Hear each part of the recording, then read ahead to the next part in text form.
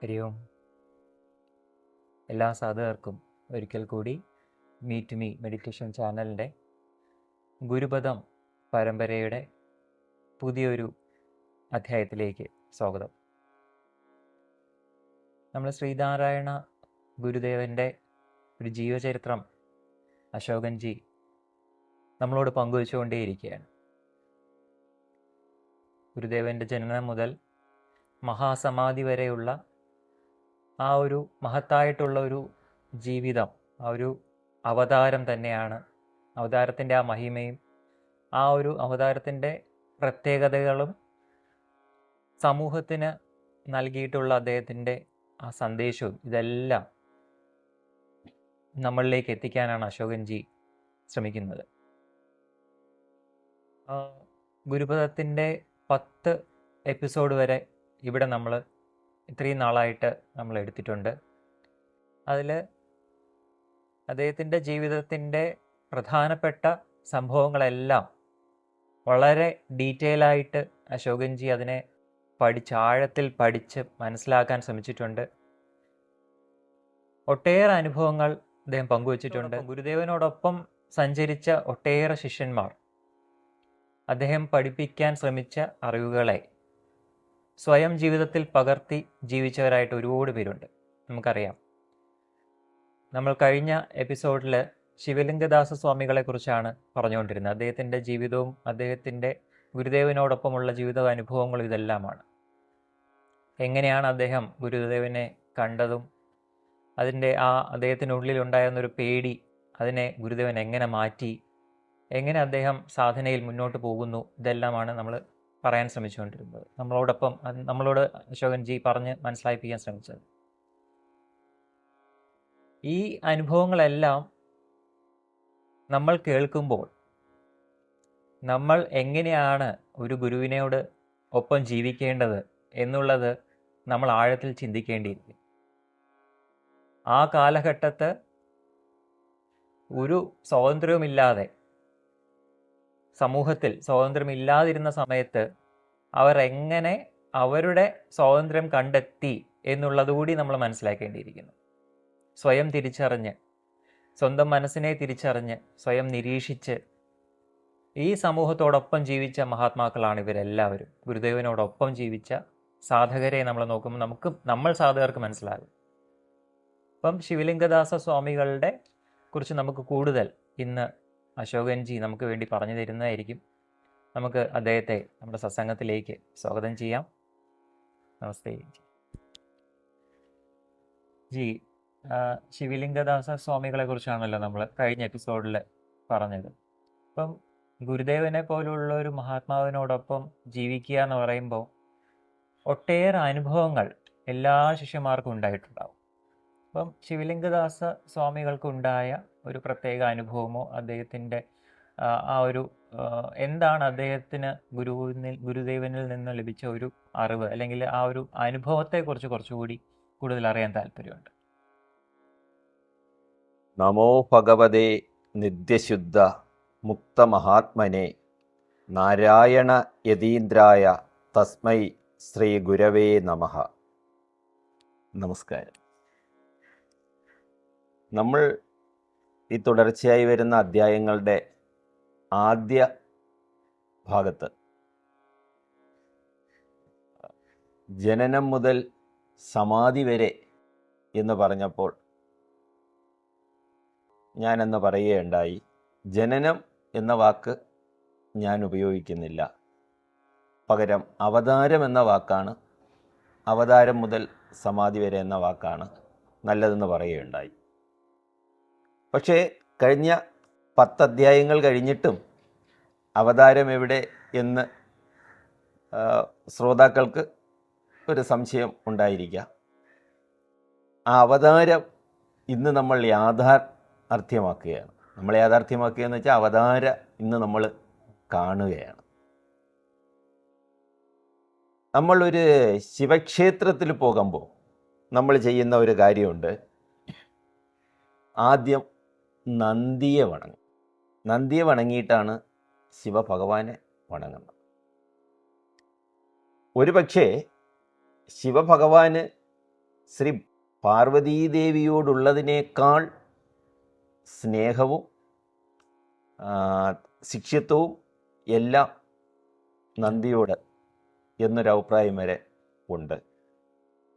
അതുപോലെ നമ്മൾ എപ്പോഴെങ്കിലും അരുവിപ്പുറത്തേക്ക് പോകുമ്പോൾ ആ പ്രവേശന കവാടത്തിലെത്തുമ്പോൾ നമ്മൾ ആദ്യം ചെയ്യേണ്ടത് ദിവ്യശ്രീ ശിവലിംഗ സ്വാമികളെ മനസ്സുകൊണ്ടൊന്ന് വണങ്ങണം.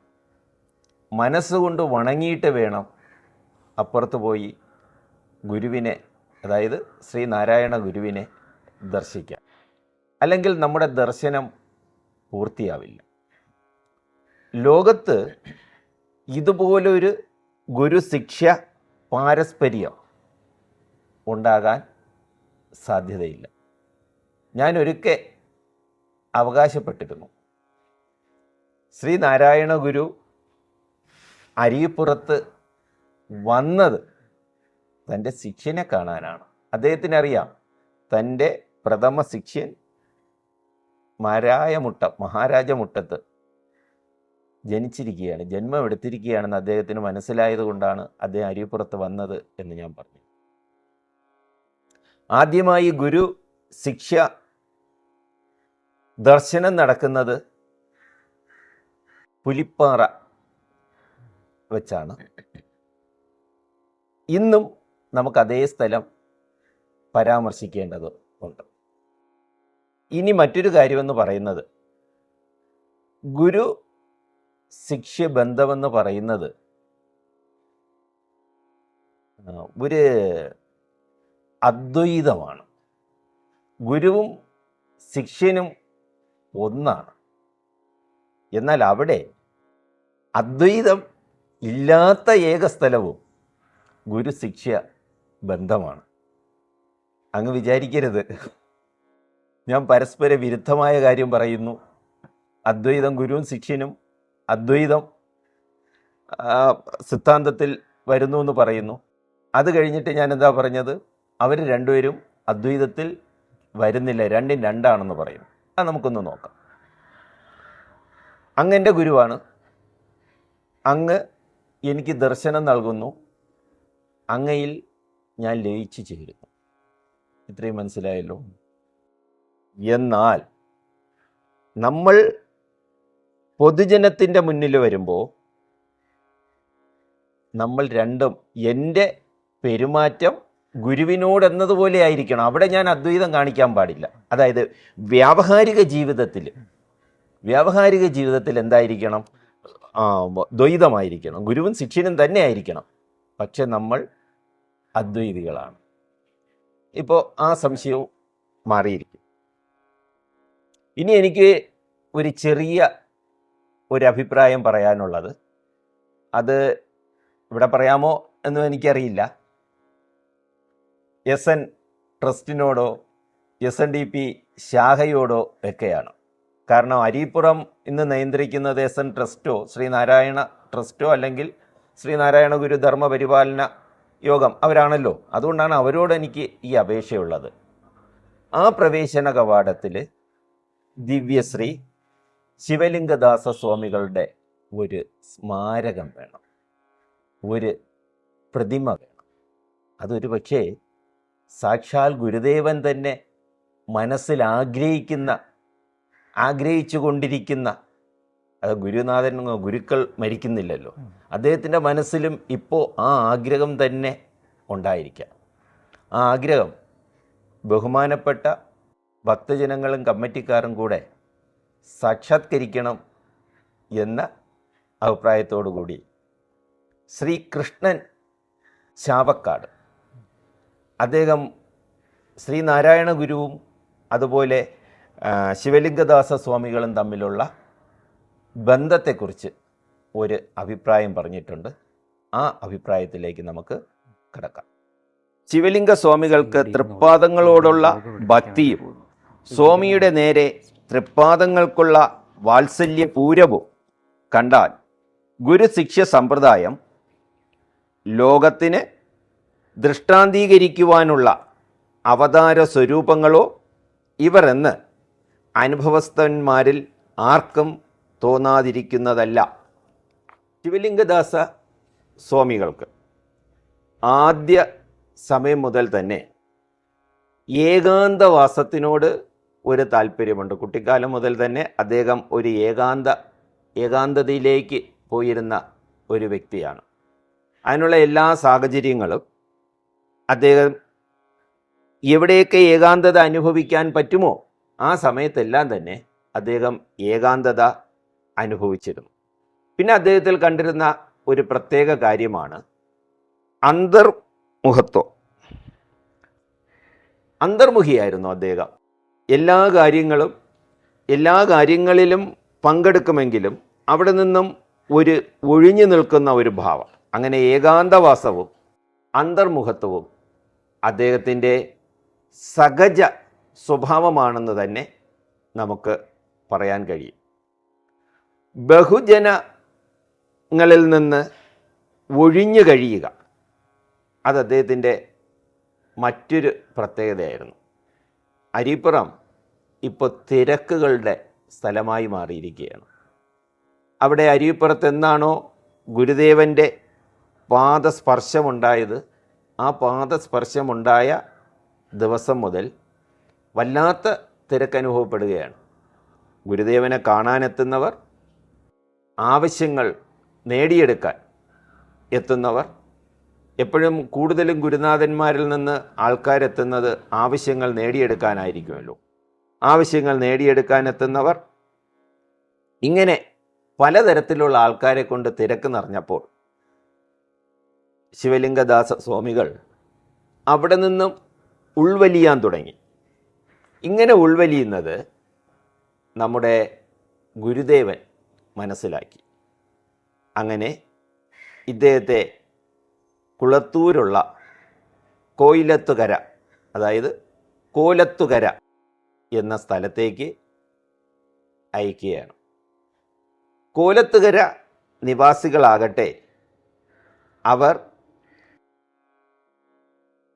ശിവലിംഗദാസ സ്വാമികളെ ഗുരുദേവൻ്റെ പ്രതിപുരുഷനായി കണ്ടു. ഒപ്പം അദ്ദേഹത്തെ കൊച്ചുസ്വാമി എന്ന പേരുകൊണ്ട് വിളിക്കുവാനും തുടങ്ങി. അവർ കൊച്ചുസ്വാമിയിൽ കണ്ടത് ഗുരുദേവൻ്റെ അതേ രൂപം തന്നെയാണ് എന്നാണ് അക്കാലത്തെ നാട്ടുകാരിൽ ചിലർ വർഷങ്ങൾക്ക് മുമ്പ് അവസരം കിട്ടുമ്പോൾ പറഞ്ഞിട്ടുള്ളത്. ജനങ്ങളിൽ ഈശ്വരവിശ്വാസവും ഭക്തിയും നിറയ്ക്കാൻ നിയമേന സമയം കണ്ടെത്തിയിരുന്ന ഒരു വ്യക്തിയാണ്, അല്ലെങ്കിൽ വ്യക്തിത്വമാണ് ശിവലിംഗദാസ സ്വാമികൾ. ജനങ്ങളിൽ ഭക്തി നിറയ്ക്കുക എന്ന് പറയുമ്പോൾ നമുക്ക് ഭക്തിയും ക്ഷേത്രവുമായി ഒരു ബന്ധമുണ്ട്. സാധാരണ ആൾക്കാർ ക്ഷേത്രത്തിൽ പോകുന്നത്, ഭക്തിയുള്ളവരാണ് ക്ഷേത്രത്തിൽ പോകുന്നത്. പക്ഷേ ക്ഷേത്രത്തിൽ പോകുന്ന എല്ലാ വ്യക്തികളും ദൈവത്തിനോട് എന്തെങ്കിലും ചോദിക്കാനോ ദൈവത്തിനോട് എന്തെങ്കിലും ആവശ്യപ്പെടാനോ, അതായത് പ്രാർത്ഥനകൾ, അതായത് തങ്ങളുടെ ഇന്ന ആവശ്യം, എൻ്റെ ആവശ്യം ഇന്നതാണ്, ഈ ആവശ്യം ഒന്ന് എനിക്ക് നേടിത്തരണം എന്ന് പറയാനാണ്. പക്ഷേ ക്ഷേത്ര സങ്കല്പമെന്ന് പറയുന്നത് അതിനുള്ളതല്ല എന്നതാണ് എൻ്റെ വ്യക്തിപരമായ അഭിപ്രായം. ക്ഷേത്രത്തിൽ പോകുന്നത് ബ്രഹ്മത്തിൽ ലയിക്കാനാണ്. ക്ഷേത്രത്തിൽ പോകുമ്പോൾ അവിടെ ഒരു ഗർഭഗൃഹമുണ്ടാകും. ആ ഗർഭഗൃഹത്തിനകത്തിരുന്ന് നമുക്ക് പ്രാർത്ഥിക്കണം. അതിനാണ് ഗർഭഗൃഹം. ഇന്ന് ക്ഷേത്രം അങ്ങനെയല്ല. ഗർഭഗൃഹത്തിലേക്ക് ഭക്തന് കയറാനോ അതിനുള്ളിലേക്ക് പ്രവേശിക്കാനോ ഒന്നിനും അവസരമില്ല.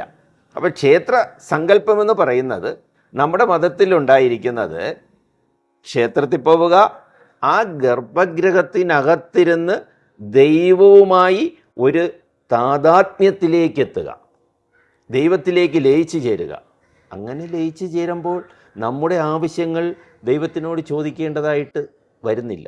ദൈവത്തിനോട് നമ്മൾ ഒന്നും തന്നെ ആവശ്യപ്പെടേണ്ട, അദ്ദേഹം എല്ലാം നമുക്ക് തരും. പക്ഷേ പകരം ജനങ്ങൾ ആ ഒരു അർത്ഥത്തിലല്ല ക്ഷേത്രത്തെ എടുത്തിട്ടുള്ളത്. നമ്മൾ വീണ്ടും ശിവലിംഗ സ്വാമിയിലേക്ക് വരുമ്പോൾ അദ്ദേഹത്തിൻ്റെ മറ്റൊരു പ്രത്യേകത പറയാം. സമൂഹമധ്യത്തോടൊപ്പം എന്നാൽ ജനമധ്യത്തിൽ നിന്ന് ഒഴിഞ്ഞ്. എപ്പോഴും സമൂഹമധ്യത്തിൽ അദ്ദേഹമുണ്ട്, ജനമധ്യത്തിൽ നിന്ന് ഒഴിഞ്ഞുമുണ്ട്. കാര്യം സമൂഹത്തിന് വേണ്ടുന്നത് എന്താണോ അദ്ദേഹം അത് ചെയ്തു കൊടുക്കുന്നുണ്ട്. സമൂഹത്തിന് വേണ്ടുന്ന എല്ലാ കാര്യങ്ങളിലും അദ്ദേഹം വ്യാപൃതനാണ്. ഈ കാര്യങ്ങൾ ചെയ്തു കഴിഞ്ഞാൽ അദ്ദേഹം ഈ സമൂഹത്തിൽ നിന്നും ഈ ജനമധ്യത്തിൽ നിന്നും നേരെ മാറി നിൽക്കും.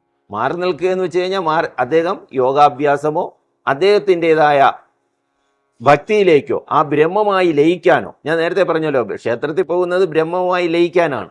അപ്പോൾ ഇദ്ദേഹം അതിന് ക്ഷേത്രമല്ല മറ്റ് സ്ഥലങ്ങൾ കണ്ടുപിടിക്കും. നമുക്കൊരു പൊതുവായ ഒരു സ്ഥലമുണ്ടെങ്കിലേ ബ്രഹ്മത്തിൽ പോയി ലയിക്കാൻ പറ്റൂ, ബ്രഹ്മത്തെ എന്താണ് ബ്രഹ്മമെന്ന് അറിയാൻ പറ്റും. അതിന് ഏകാന്തത ഒരു പരിധി വരെ ആവശ്യമാണ്. ആ ഏകാന്തതയിലേക്ക് ഇദ്ദേഹം പോകും.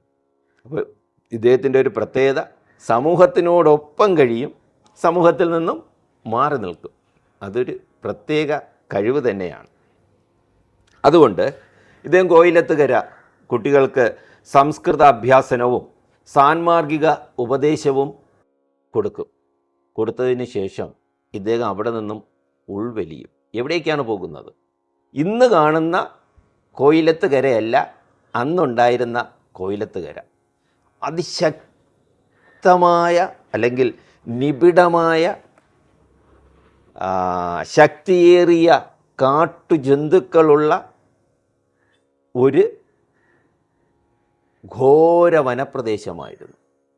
ആൾക്കാർ താമസിക്കുന്നതിനും കുറച്ച് അപ്പുറത്തേക്ക് പോയി കഴിഞ്ഞാൽ വലിയ വൻമരങ്ങളുള്ള അതിവിശാലമായ ഒരു കാടായിരുന്നു. ആ കാട്ടിനുള്ളിൽ പ്രവേശിച്ച് ഏതെങ്കിലും ഒരു വൃക്ഷഛായയിൽ അദ്ദേഹം ഇരുന്ന് ബ്രഹ്മവുമായി ലയിക്കാനുള്ള ഒരു സാഹചര്യം ഉണ്ടാക്കിയെടുക്കും.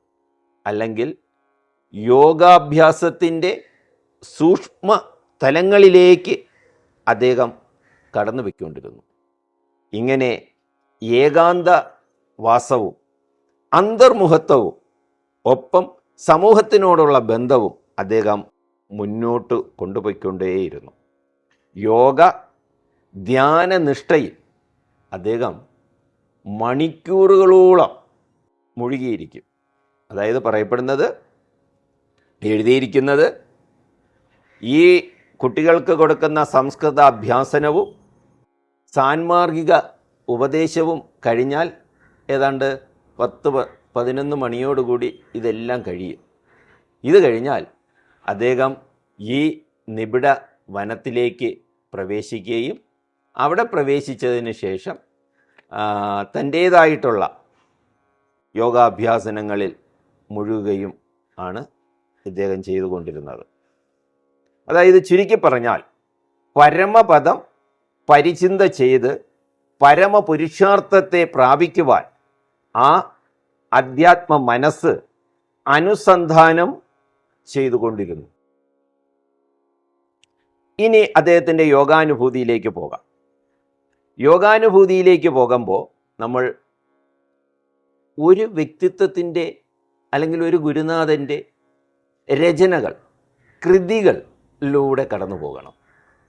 അങ്ങനെ കടന്നു പോകുമ്പോഴാണ് നമ്മൾ യഥാർത്ഥ ആ ഗുരുവിനെക്കുറിച്ച്, ആ ഗുരു എന്താണെന്ന് അറിയപ്പെടുന്നത്. ഒരു ഉദാഹരണം പറയാം. നമുക്ക് അവധൂത് ഗുരുപ്രസാദ് ജിയുടെ ഒരു കഥ, അതിനു മുമ്പ് തന്നെ അദ്ദേഹത്തിൻ്റെ ഒരുരുള ചോറ് എന്ന് പറയുന്ന ഒരു കവിത, ആ കവിതയ്ക്കൊരു പ്രത്യേകത ഉണ്ടായിരുന്നു. ആ കവിതയുടെ പ്രത്യേകത ഇതാണ്: അമ്മ കുഞ്ഞിന് വേണ്ടുവോളം ചോറ് കൊടുക്കുന്നു, പല ഉരുളച്ചോറുകൾ കുഞ്ഞ് വേണ്ടാന്ന് പറയുന്നു, കാലങ്ങളുടെ കുത്തൊഴുക്കിൽ അമ്മ വയസ്സാകുന്നു, മകൻ തിരിച്ച് ആ വേണ്ട എന്ന് പണ്ട് കാലത്ത് ഉപേക്ഷിച്ച ചോറ് പോലും കൊടുക്കുന്നില്ല. അമ്മ ദൈവത്തിൻ്റെ അടുത്തേക്ക് മടങ്ങുന്നു. മടങ്ങിയപ്പോൾ ആചാരത്തിലോ അനുഷ്ഠാനത്തിലോ മകൻ ഒരു കുറവും വരുത്തുന്നില്ല. അത് നാട്ടുകാരെ കാണിക്കാനാണല്ലോ. അമ്മയ്ക്ക് നേരത്തെ ചോറ് കൊടുത്തിരുന്നുവെങ്കിൽ അത് വീട്ടിനുള്ളിൽ വെച്ചായിരിക്കും, അത് നാട്ടുകാർ കാണില്ല. ആചാരവും അനുഷ്ഠാനങ്ങളോടുകൂടി അമ്മയ്ക്ക് ഉരുളച്ചോറ് കൊടുക്കുന്നു. അപ്പോൾ വായനക്കാരനായ ഞാൻ സാധാരണ വായനക്കാരനാണ്. വായനക്കാരനായ ഞാൻ വിചാരിച്ചു, അമ്മ ആ ഒരു ഉരുളച്ചോറ് തിന്നാതെ, അമ്മ ഇപ്പോൾ കാക്കയുടെ രൂപത്തിലിരിക്കുകയാണ്, തിന്നാതെ പോകും എന്ന് ഞാൻ ചിന്തിച്ചാണ് അടുത്ത വരിയിലേക്ക് പോകുന്നത്. നമ്മളിങ്ങനെ വായിക്കുമ്പോൾ നമുക്ക് നമ്മുടെ മനസ്സിൽ ഓരോ ചിന്തകൾ വരുമല്ലോ. അടുത്ത വരിയിലേക്ക് പോകുന്നത്. അടുത്ത വരിയിലേക്ക് പോയപ്പോഴാണ് അവധൂതജിയുടെ മനസ്സ് ഞാൻ അറിയുന്നത്. അദ്ദേഹത്തിൻ്റെ മനസ്സിൽ അതായത് വൈരാഗ്യത്തിൻ്റെ ലെവലേശം പോലുമില്ല. ആ അമ്മ ആ അവസ്ഥയിലും ആ കാക്കയുടെ രൂപത്തിലും ആ ചോറ് ഭക്ഷിച്ച് മകനെ വേണ്ടുവോളം ആശീർവദിച്ചിട്ടാണ് അമ്മ മടങ്ങിപ്പോകുന്നത്. അവിടെ ഞാനെന്ന വായനക്കാരൻ വിചാരിച്ചു അമ്മ ശപിക്കും, ഇത് കഴിക്കാതെ ശപിച്ചിട്ട് പോകും. അപ്പോൾ മനസ്സ് നമുക്ക് കൃതികളിലൂടെ അറിയാം. അപ്പോൾ അദ്ദേഹത്തിൻ്റെ ഒരു കഥ കൂടെ പറയട്ടെ. എൻ്റെ ഓർമ്മ ശരിയാണെങ്കിൽ ക്രിസ്മസ് രാവിൽ എന്നാണ് ആ കഥയുടെ പേര്. ഒരു കഥയ്ക്ക് കുറച്ച് ഗുണങ്ങളുണ്ടാകും. അതായത് ഗുണമെന്ന് പറയുമ്പോൾ അതിൻ്റെ കഥാവസ്തു അത് പ്രധാനമാണ്. 2 കഥാപാത്ര ചിത്രീകരണം, അതായത് കഥാപാത്രങ്ങളുടെ ചിത്രീകരണം, അതിൽ സ്വഭാവം കൂടെ വരും, കഥാപാത്രത്തിൻ്റെ സ്വഭാവം കൂടെ വരും. 3 അതിലുള്ള സംഭാഷണം. 4 ദേശകാല ചിത്രീകരണം. 5 ആ കഥയുടെ ഒരു ഭാഷാശൈലി. 6 എന്ന് പറയുമ്പോൾ അതിനൊരു ലക്ഷ്യമുണ്ടാകും. നമുക്കിതിലൂടെ ആ കഥയൊന്ന് കടന്നു പോകാം. കഥാവസ്തു നല്ലൊരു കഥാവസ്തുവാണ്. ക്രിസ്മസ് രാവിനെക്കുറിച്ച് വളരെ മനോഹരമായി അവിടെ ചിത്രീകരിച്ചിരിക്കുന്നു. അതിലെ ക്രിസ്തുദേവൻ ജനിച്ചത് കാലിത്തൊഴുത്തിലാണ്. പക്ഷെ ക്രിസ്തുദേവൻ്റെ ജന്മദിനം ആഘോഷിക്കുന്നത് കാലികളെ കൊന്നൊടുക്കി അവയുടെ മാംസം കൊണ്ടാണ്. അത് വിരോധാഭാസമാണ്. അപ്പോൾ അതിനെ കൊല്ലുവാൻ വേണ്ടി കൊണ്ടുപോകുമ്പോൾ അതിലെ പ്രധാന കഥാപാത്രമായിട്ട് വരുന്നത് ഒരു പശുവിൻ്റെ കുഞ്ഞും അമ്മയും മകനും. ഈ അമ്മയും മകനും, അമ്മയ്ക്കറിയാം തന്നെ കൊണ്ടുപോകുന്നത് കൊല്ലാനാണെന്ന്, എന്നാലും മകനെ അത് അറിയിക്കാതെ അവർ യാത്ര പൊയ്ക്കൊണ്ടിരിക്കുകയാണ്.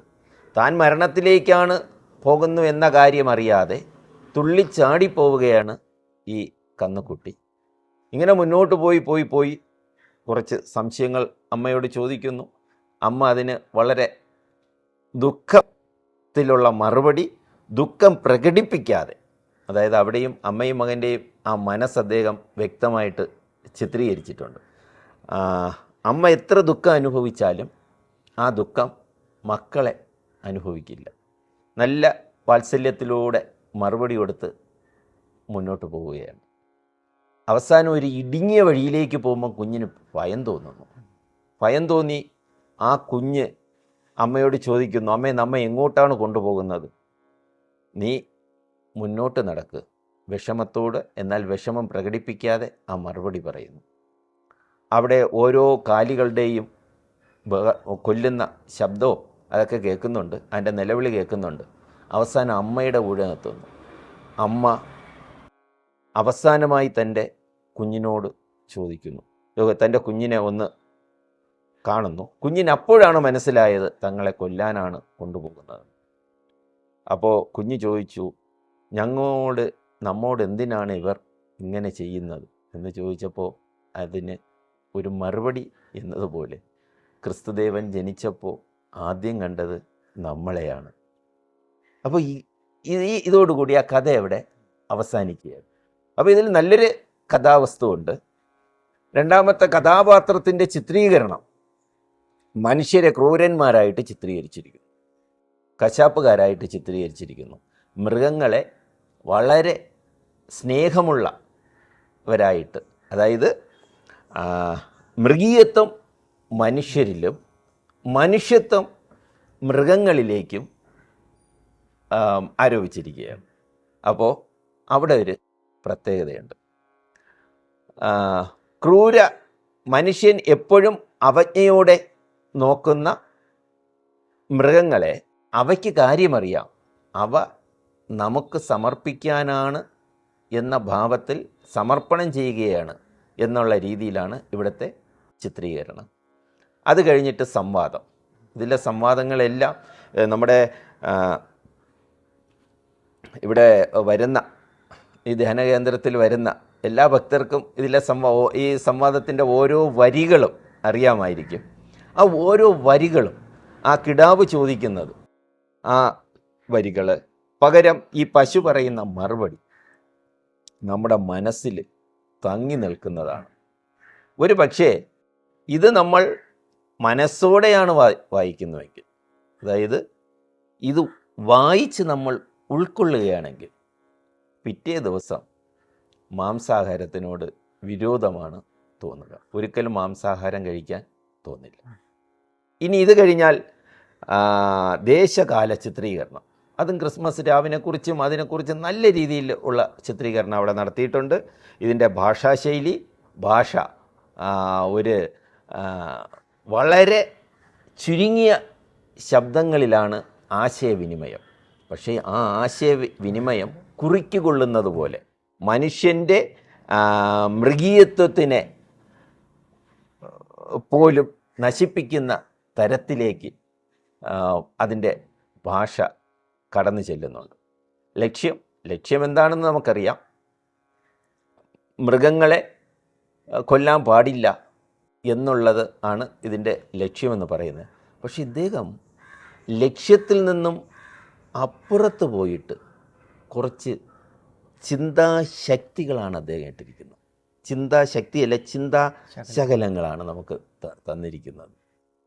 ആ കിടാവ് അവസാനം പറയുന്ന കിടാവിൻ്റെ മാതാവ് അവസാനം പറയുന്ന, നമ്മൾ ഒരു തെറ്റേ ചെയ്തുള്ളൂ, നമ്മൾ ക്രിസ്തുദേവൻ ജനിച്ചപ്പോൾ നമ്മളെയാണ് ആദ്യമായി കണ്ടത്. ഇവയെ കൊല്ലുന്ന വ്യക്തികൾ എങ്ങനെയാണ് ആലോചിക്കാൻ വേണ്ടി അവരെത്ര ദിവസം ആലോചിച്ചാലും അതിനുത്തരം കിട്ടാത്ത രീതിയിൽ മുന്നോട്ട് പോകും. അപ്പം ഞാനിവിടെ പറഞ്ഞു വരുന്നത്, നമുക്ക് ഒരു വ്യക്തിയെ അറിയണമെങ്കിൽ വ്യക്തിയുടെ കൃതികളിലൂടെ കടന്നു പോകണം. ഇവിടെ നമ്മൾ ശിവലിംഗദാസ സ്വാമികളുടെ കൃതികളിലൂടെ കടന്നു പോകുമ്പോൾ ഘട്ടം ഘട്ടമായി അദ്ദേഹം യോഗാനുഭൂതി കൈവരിച്ചതായിട്ട് നമുക്ക് കാണാൻ കഴിയും. അദ്ദേഹത്തിൻ്റെ എല്ലാ കൃതികളെക്കുറിച്ചുള്ള ഒരു പരിചയം നമുക്ക് പിന്നീട് എപ്പോഴെങ്കിലും ആകാം. അനുഭവിച്ചറിഞ്ഞ സത്യസ്വരൂപം, അതായത് അദ്ദേഹം തൻ്റെ ഗുരുവിനെക്കുറിച്ച് അനുഭവിച്ചറിഞ്ഞ കുറച്ച് സത്യങ്ങൾ, അതാണ് ആ കൃതികളിൽ കാണുന്നത്. അതിന് നമ്മൾ അദ്ദേഹത്തിൻ്റെ ഒരു ശ്ലോകം പിന്നീട് എപ്പോഴെങ്കിലും പിന്നീടെന്ന് വെച്ചാൽ ഈ അധ്യായത്തിൽ തന്നെ നമുക്ക് പറയാം. അപ്പോഴാണ് ഗുരു ശിഷ്യനും തമ്മിലുള്ള ആ ബന്ധം നമുക്ക് മനസ്സിലാകുന്നത്. അതായത് തൻ്റെ ഉപാസനമൂർത്തിയായ സാക്ഷാൽ മഹാദേവൻ തന്നെ ശ്രീനാരായണ ഗുരുവായി അവതരിച്ച് തന്നിലെ മായയെ തീർത്ത് കാത്തു രക്ഷിച്ചതായി ശിവ പ്രാർത്ഥനാ ശതകത്തിൽ അദ്ദേഹം പറയുന്നുണ്ട്. അതിലെ 2 വരികൾ ഞാനൊന്ന് പറയാം. നീയല്ലോ ഗുരുവായി വന്ന് മായയെ തീർത്തു കാത്തവൻ, കായാതി ജഡവസ്തുക്കൾ മായും നീ മാഞ്ഞിടാത്തവൻ. എത്ര പരമാർത്ഥമായ കാര്യമാണ്. അതായത് നീ എൻ്റെ ഗുരുവായി വന്ന് എന്തു ചെയ്തു? എൻ്റെ എല്ലാ മായകളെയും തീർത്ത് എന്നെ കാത്തു, എന്നെ സംരക്ഷിച്ചു. എന്നിട്ടോ കായാതി ജഡവസ്തുക്കൾ മായും. ഈ പ്രകൃതിയിൽ എന്തൊക്കെയുണ്ടോ, ശരീരം മുതലായ എല്ലാം ജഡവസ്തുക്കളാണ്, ഇതെല്ലാം മാഞ്ഞു പോകും. നീ മാഞ്ഞിടാത്തവൻ, നീ മാത്രം ഒരിക്കലും മാഞ്ഞിടില്ല, നീ എന്നും ഇവിടെ ഉണ്ടാകും. എത്ര ഒരു ശിഷ്യൻ ഗുരുവിനെ കണ്ടതാണ്. ഇവിടെ അനേകം ഗുരുനാഥന്മാരുണ്ടായാലും ആ ഗുരുനാഥന്മാരെല്ലാം മായാതെ തന്നെ ഈ പ്രകൃതിയിൽ നിൽക്കുകയാണ്. ഗുരു ഒരിക്കലും മായുന്നില്ല. അപ്പോൾ അദ്ദേഹത്തിൻ്റെ ഗുരു എങ്ങനെയായിരിക്കണം എന്ന് അദ്ദേഹത്തിൻ്റെ മനസ്സിലൊരാഗ്രഹമുണ്ട്. ആ ഗുരു തന്നെയാണ് അദ്ദേഹത്തിന് കിട്ടിയത്. അറിയേണ്ടതിനെ അറിഞ്ഞ ഒരു മഹാത്മാവായി ശിവലിംഗദാസ സ്വാമികൾ. അതായത് എന്താണ് അറിയേണ്ടത് അതറിഞ്ഞു ശിവലിംഗദാസ സ്വാമികൾ. അതാണ് ഈ അദ്ദേഹത്തിൻ്റെ ഏറ്റവും വലിയൊരു പ്രത്യേകതയെന്ന് പറയുന്നത്. ഈ ശിവലിംഗദാസ സ്വാമികൾ ഗുരുദേവൻ്റെ പ്രഥമ ശിഷ്യനാണല്ലോ. അപ്പം ശിവലിംഗദാസ സ്വാമികൾ ഗുരുദേവനെ കാണുന്നതിന് മുന്നേ തന്നെ എന്തെങ്കിലും ഒരു പ്രത്യേക സാധന രീതി കാര്യങ്ങൾ അനുഷ്ഠിച്ചതായിട്ട് എന്തെങ്കിലും അറിയാൻ കഴിഞ്ഞിട്ടുണ്ടോ? തീർച്ചയായും കുട്ടിക്കാലം മുതൽ തന്നെ ഇദ്ദേഹം അധ്യാത്മ സാധനയിൽ മുഴുകിയിരുന്ന ഒരു വ്യക്തിയാണ്. ഇദ്ദേഹത്തിൻ്റെ അമ്മ വിഷ്ണു സഹസ്രനാമം ചൊല്ലും. ഈ വിഷ്ണു സഹസ്രനാമം കേട്ട് വളരാനുള്ള ഒരു സാഹചര്യമാണ് ഇദ്ദേഹത്തിനുണ്ടായിരുന്നത്. ഇദ്ദേഹത്തിൻ്റെ മൂത്ത 2 ജ്യേഷ്ഠന്മാർ, അവരോടൊത്ത് അല്ല ഇദ്ദേഹം എപ്പോഴും അമ്മയോടൊത്തായിരിക്കും. അതുകൊണ്ട് അമ്മയുടെ ഭക്തിയുടെ പ്രസരണം മകനിലേക്ക് കിട്ടി. അതാണ് ഇദ്ദേഹത്തിൻ്റെ ആദ്യ അനുഭവം. അത് ഗുരുവിനെ കാണുന്നതിന് മുമ്പാണ്. ഈ ഗുരു കടാക്ഷത്തിലൂടെ, ഗുരുവിൻ്റെ കാരുണ്യത്തിലൂടെ, തൻ്റെ ഇച്ഛാശക്തിയിലൂടെ അദ്ദേഹം ഈ സാധന പൂർത്തീകരിച്ചു. ഗുരുവിൻ്റെ കടാക്ഷമുണ്ട്, ഗുരുവിൻ്റെ കാരുണ്യമുണ്ട്, പിന്നെ അദ്ദേഹത്തിൻ്റെ മനസ്സിൻ്റെ ഇച്ഛാശക്തി. ഇതിലൂടെ അദ്ദേഹം തൻ്റെ ആ പൂർണ്ണത കൈവരിക്കുകയാണ്. മാത്രമല്ല ഇദ്ദേഹത്തിൻ്റെ കൃതികളിൽ നിന്ന് യൗകിക മനസ്സ് സംപ്രാപ്തിയെ പുൽകി നിൽക്കുന്നതായിട്ട് കാണാം. അതും ഇദ്ദേഹത്തിൻ്റെ കൃതികളിൽ കാണുന്ന മറ്റൊരു പ്രത്യേകതയാണ്. ഈ ശിവലിംഗദാസ സ്വാമികളുടെ തിരുവചനത്തിൽ പ്രശോഭിക്കുന്ന പ്രശാന്തത, അലൗകിക ഭാവം, അന്തർമുഖത്വം എന്നിവ അവിടെ നിന്ന് കരസ്ഥമാക്കിയ യൗകിക അനുഭൂതിയുടെ ബഹിഷ്പുരണമാണ്. അപ്പോൾ ഇദ്ദേഹത്തിന് എന്തുകൊണ്ടാണ് ഈ അന്തർമുഖത്വം വന്നത്? യഥാർത്ഥം പറഞ്ഞാൽ നമ്മൾ ഉദ്ദേശിക്കുന്ന അന്തർമുഖത്വമല്ല ഇദ്ദേഹത്തിന്. അപ്പോൾ ഇദ്ദേഹത്തിൻ്റെ അന്തർമുഖത്വം എന്ന് പറയുന്നത്, ഇദ്ദേഹം എന്ത് നേടിയിട്ടുണ്ട്? യൗകികമായ കുറേ കാര്യങ്ങളിലൂടെ ആധ്യാത്മികതയിലേക്ക് എത്തുമ്പോൾ സാധാരണ ഇദ്ദേഹത്തിന് കാണുന്ന വ്യക്തികൾക്ക് ആ ആധ്യാത്മിക ഭാവം ഇല്ല. അതാണ് ഈ അന്തർമുഖത്തിന് കാരണം. താങ്കൾ ഒരു ആധ്യാത്മിക ഭാവമുള്ള വ്യക്തിയാണ്, എനിക്ക് അത്രത്തോളം ആ ഭാവമില്ലെങ്കിൽ നമ്മൾ തമ്മിൽ ഒരകലം കാണും. സ്വഭാവത്തിനും എവിടെയും ഒരു അകലം കാണും. താങ്കൾ മാംസാഹാരം കഴിക്കില്ല, ഞാൻ മാംസാഹാരം കഴിക്കും. അപ്പോൾ നമ്മൾ ആഹാരം കഴിക്കുന്നിടത്ത് തന്നെ 2 ഭാഗത്തിരുന്നായിരിക്കും കഴിക്കുക. അപ്പോൾ ഇവിടെ ഈ അന്തർമുഖി എന്ന് പറയുമ്പോൾ നമ്മൾ ആധുനിക കാലത്ത് ആ കുട്ടി അന്തർമുഖിയാണ് ആ അർത്ഥത്തിൽ എടുക്കാൻ പാടില്ല എന്ന് നമ്മൾ ശ്രദ്ധിക്കണം.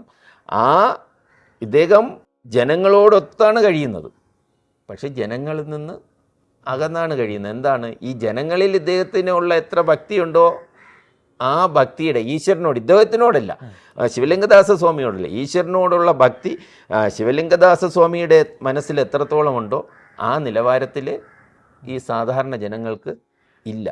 അതുകൊണ്ടാണ് ഇവരിൽ നിന്നും അന്തർമുഖമായി പോകുന്നത്. അപ്പോൾ സദ്ഗുരു ഇദ്ദേഹത്തിന് ലഭിച്ചതൊരു സദ്ഗുരുവാണ്. സദ്ഗുരു കാട്ടിയ ആ വഴികളിലൂടെ ശാന്തദാന്തനായി ഇദ്ദേഹം മുന്നേറി. അങ്ങനെ മുന്നേറി ആദിമഗസിൻ്റെ വികായസിലേക്ക് ഇദ്ദേഹം പറന്നുയർന്നുകൊണ്ടിരുന്നു.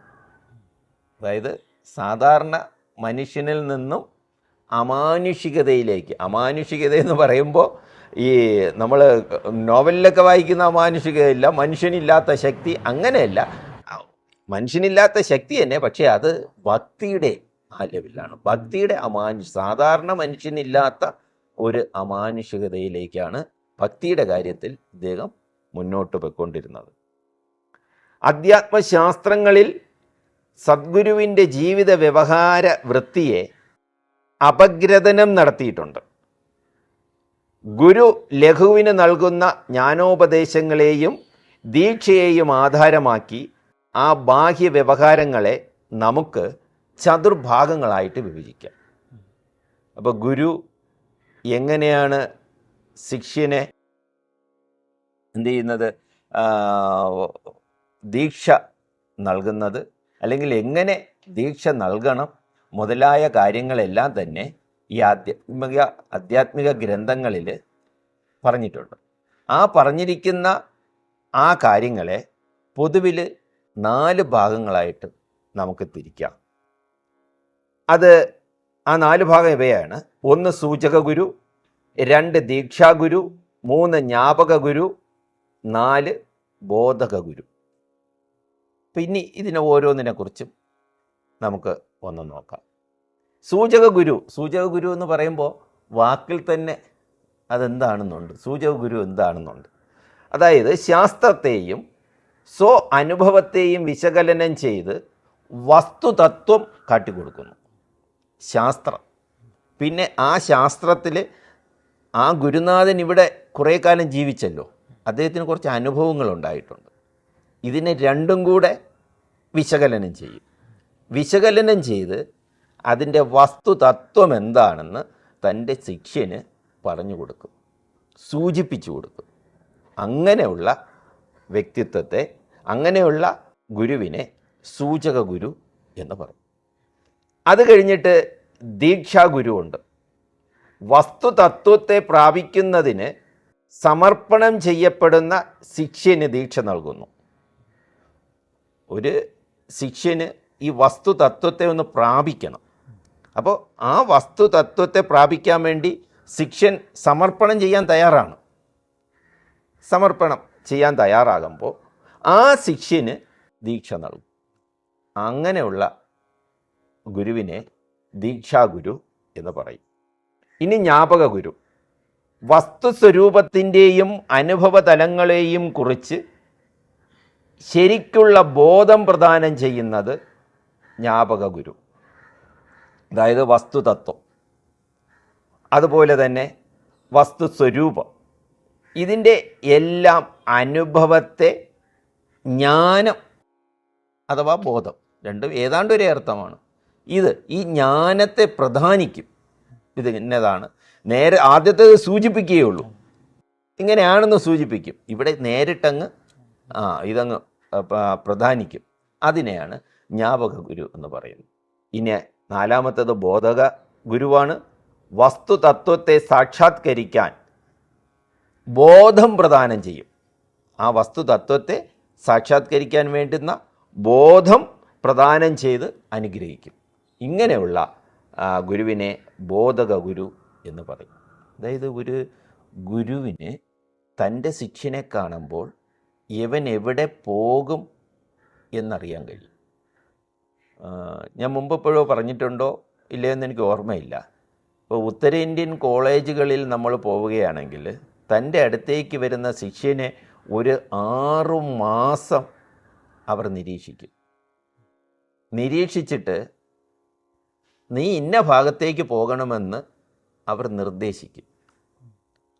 അവിടെ കാമ്പസുകളിൽ രാഷ്ട്രീയമുണ്ട്, അധ്യാപകർക്ക് രാഷ്ട്രീയമുണ്ട്.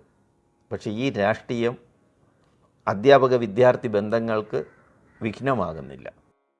അവർ ഏത് അധ്യാപകനും വിദ്യാർത്ഥിയും 2 രാഷ്ട്രീയത്തിലാണെങ്കിലും തൻ്റെ ശിഷ്യനെ മുന്നോട്ട് കൊണ്ടുപോകുന്ന കാര്യത്തിൽ അവിടുത്തെ അധ്യാപകർ വളരെ മുൻപന്തിയിലാണ്.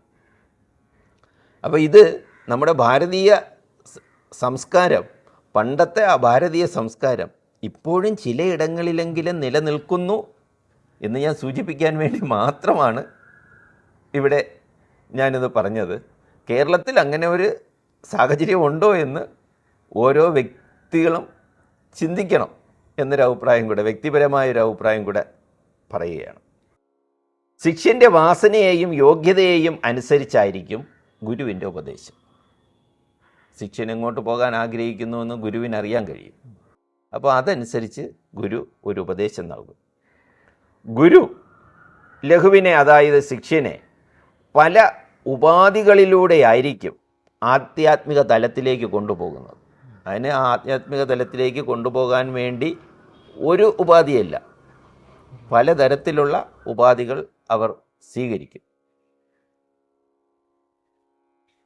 ഗുരു എപ്പോഴും തൻ്റെ ശിഷ്യൻ്റെ പുരോഗതിയിൽ അനുഭാവപൂർവം ശ്രദ്ധാപൂർവം കാരുണ്യം പൊഴിച്ചുകൊണ്ടേയിരിക്കും. ഒരു ഉദാഹരണമായിട്ട് പറഞ്ഞു കഴിഞ്ഞാൽ, ഒരിക്കൽ സ്വാമി എന്ന വാക്ക് എടുത്തിട്ട് നരേന്ദ്രൻ എന്ന വാക്ക് ഞാൻ ഉപയോഗിക്കാം. നരേന്ദ്രൻ ശ്രീരാമകൃഷ്ണ പരമഹംസരോട് പോയി ചോദിച്ചു, അങ്ങ് ദൈവത്തെ കണ്ടിട്ടുണ്ട്? അപ്പോൾ ഉത്തരം പറഞ്ഞത് ഇതാണ്: ഞാൻ നിന്നെ കാണുന്നത് പോലെ ദൈവത്തെ കണ്ടുകൊണ്ടിരിക്കുന്നു. ഞാൻ നിന്നെ കാണുന്നത് പോലെ ദൈവത്തെ കണ്ടുകൊണ്ടിരിക്കുന്നു. ഇത് അദ്ദേഹത്തിൻ്റെ നരേന്ദ്രൻ്റെ മനസ്സിൽ എന്തെന്നില്ലാത്ത ഒരു അനുഭൂതി ഉണ്ടായി. ശിഷ്യത്വം സ്വീകരിച്ചു. കാലങ്ങൾ കടന്നുപോയി. പാകതയും യോഗ്യതയും നരേന്ദ്രന് കൈവന്നു എന്ന് മനസ്സിലാക്കിയപ്പോൾ ഒരു ദിവസം കരസ്പർശത്തിലൂടെ, ഗുരു തൻ്റെ കരസ്പർശത്തിലൂടെ ദൈവത്തെ കാട്ടിക്കൊടുക്കുകയാണ്. അപ്പോൾ ദൈവത്തെ കാണണമെങ്കിൽ നമ്മളൊരു ഗുരുവിൻ്റെ അടുത്ത് പോയിട്ട് എനിക്ക് ദൈവത്തെ കാണണമെന്ന് പറഞ്ഞു കഴിഞ്ഞാൽ പറ്റില്ല. അതിന് നമ്മുടെ മനസ്സിനൊരു പാകത വേണം, നമ്മുടെ മനസ്സിനൊരു പക്വത വേണം. അത് എപ്പോഴാണോ ഉണ്ടാകുന്നത് അപ്പോഴേ കാണാൻ പറ്റും. ഈ കാര്യം ശ്രീരാമകൃഷ്ണ ചരിതത്തിൽ പറയുന്നുണ്ട്. പിന്നീട് ഈ നരേന്ദ്രനാണ് സ്വാമി വിവേകാനന്ദനായി മാറിയത്. ഇവിടെ നമുക്കും ഗുരുദേവനും ശിവലിംഗദാസ സ്വാമികൾക്ക് ഒരു ദൈവത്തെ കാട്ടിക്കൊടുത്ത ഒരു പ്രധാന സംഭവമുണ്ട്. അത് നമ്മുടെ ഇവിടെ നിന്നും കിലോമീറ്ററുകൾക്ക് അകലെ വെച്ചാണ് നടന്നത്. ഇതിനധികം പ്രചാരമൊന്നും കിട്ടിയിട്ടില്ല. എന്തുകൊണ്ടാണ് എന്ന് എനിക്കറിയില്ല. അങ്ങനെ ഒരു സംഭവം നിലവിൽ അരുവിപ്പുറത്ത് അറിയാമോ? അരുവിപ്പുറം നിവാസികൾക്കറിയാമോ? കാര്യം ഞാൻ നേരത്തെ പറഞ്ഞിട്ടുണ്ട്, ഞാൻ അരുവിപ്പുറം നിവാസികളോട് ഇത്തിരി സംസാരിച്ചിട്ടുള്ള കൂട്ടത്തിലാണ്. പണ്ട് പാരലൽ കോളേജൊക്കെ പഠിപ്പിക്കുന്ന കാലത്ത് അവിടെ ഒന്നും ഈ ഒരു സംഭവം ആരും പറഞ്ഞു കേട്ടിട്ടില്ല. പക്ഷേ പിന്നീട് ചരിത്രത്തിൻ്റെ ഏടുകളിലൂടെ സഞ്ചരിച്ചപ്പോൾ ഇങ്ങനൊരു സംഭവം കാണാനിടയായി. ആ സംഭവം അതുകൊണ്ടാണ് ഞാൻ അന്ന് തിരു അവതാരം എന്ന വാക്ക് ഉപയോഗിച്ചത്. അപ്പോൾ ഈ ഈശ്വര സാക്ഷാത്കാര അനുഭൂതി ഗുരുദേവനിൽ നിന്നും കിട്ടിയ രണ്ട് പേര്, ഒന്ന് ചിന്നസ്വാമിയായ കുമാരനാശാൻ, അദ്ദേഹത്തിൻ്റെ അത് മറ്റൊരിക്കൽ പറയാം. മറ്റൊന്ന് കൊച്ചുസ്വാമിയായ ശിവലിംഗദാസ സ്വാമികൾ. ഞാൻ ഇങ്ങനെ പറയുന്നത് ചിന്നസ്വാമിയും കൊച്ചുസ്വാമിയും കൂടെ തെറ്റാതിരിക്കാനാണ്. കൊച്ചുസ്വാമി ശിവലിംഗദാസ സ്വാമികളാണ്, ചിന്നസ്വാമി കുമാരനാശാനാണ്. അധ്യാത്മവാസന, യോഗ്യത എന്നിവ പരിപക്വമായെന്ന് ബോധ്യപ്പെട്ട ഗുരുദേവൻ ഒരു ദിവസം കാരുണ്യപൂർവം ആ പുണ്യാത്മാവിനെ, അതായത് നമ്മുടെ ശിവലിംഗദാസ സ്വാമികളെ വിളിച്ചു.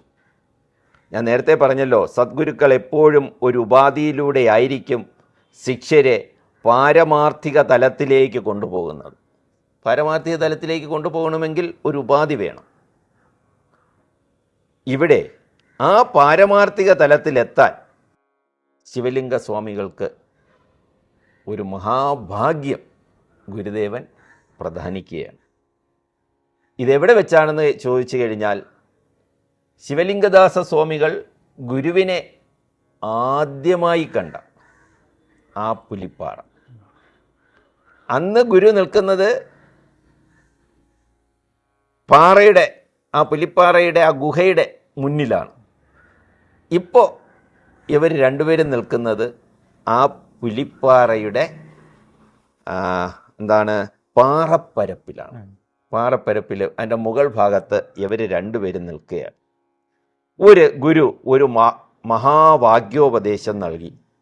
ആ വാക്യോപദേശം ഇതാണ്: തത്വമസി അതായത് ആ ബ്രഹ്മം നീ തന്നെയാകുന്നു. തത്വമസി. ഇത് ആ ബ്രഹ്മം നീ തന്നെയാകുന്നു എന്ന് വെച്ചാൽ നീ അതാകുന്നു. പക്ഷെ എപ്പോഴും അർത്ഥം ആൾക്കാർ പറയുന്നത് തിരിച്ചാണ്. തത്വമസി അത് നീയാകുന്നു, അല്ല നീ അതാകുന്നു. ഞാൻ ഒരു ഉദാഹരണത്തിലൂടെ പറയാം. കിണറ്റിലെ വെള്ളം ഒരു കുടത്തിലെടുത്ത് വെച്ചിരിക്കുന്നു. ആ കുടത്തിനെ നോക്കി പറയാണ് നീ കിണറാകുന്നു. ആകോ? ഇല്ല, കിണറ്റിലെ വെള്ളമാണ്. പക്ഷേ ഇത് കിണറ്റിലെ ആ വെള്ളത്തിലുള്ളതല്ലേ, അപ്പുറത്തല്ലേ പോകുന്നത്.